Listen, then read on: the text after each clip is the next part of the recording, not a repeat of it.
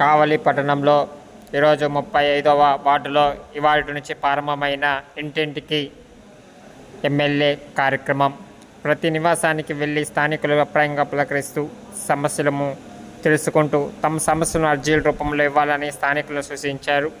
అర్జీలు సంబంధిత అధికారులు అందజేసి వెంటనే పరిష్కారం చేయాలని ఆదేశాలు. కొన్ని సమస్యలు ప్రోటోకాల్ ప్రదర్శిస్తున్న ఎమ్మెల్యే ప్రతి వార్డులో ఇంకపై ఇంటింటికి తిరుగుతూ ప్రజల యోగక్షేమాలు తెలుసుకుంటున్న ఎమ్మెల్యే కావలిని కాపు కాస్తా అనే మాటకు కట్టుబడి ప్రజల వద్దకి వెళ్ళే వారి బొబ్బాగులు తెలుసుకుంటున్న ఎమ్మెల్యే.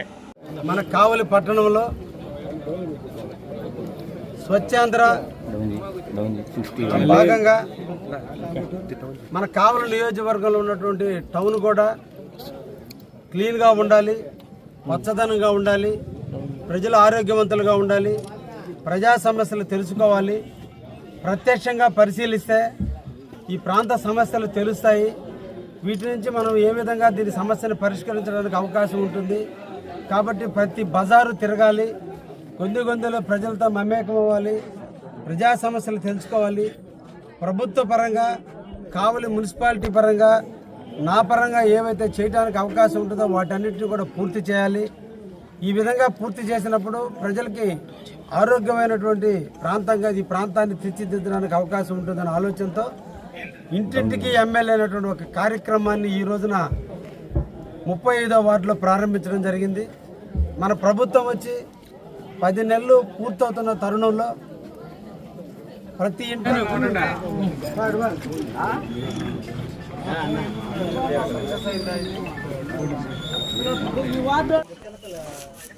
అబ్బాయిలు మొగోళ్ళ పేరు మీద రాస్తున్నారు, లేదమ్మా మీ పేరు మీదే వస్తుంది.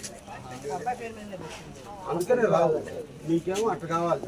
గవర్నమెంట్ ఎట్లా చెప్తే అట్లా రావు. ఏం కావాలి నీకు? పెన్షన్ రావట్లా? పెన్షన్ వస్తుందిలే.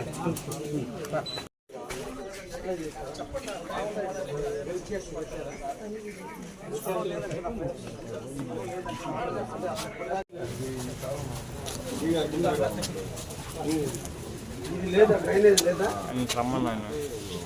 ఎందుకని ఇదే మెట్లు కింద కట్టారు. నీళ్ళు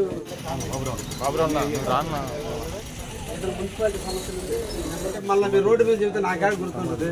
మేము వస్తున్నామంటే ముందుగా మైకులు అనౌన్స్ చేసేది. అద్దె ఇస్తే ఆ నెంబర్ తీసుకొని పెన్షన్ది రేపు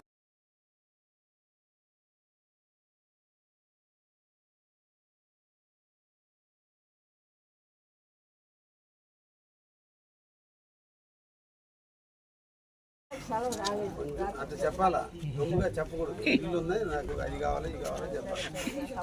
మీకు ఇంటానికి రోడ్డు వేపిద్దాం, నీకు కరెంట్ స్తంభం తొందరగా లేపిస్తా.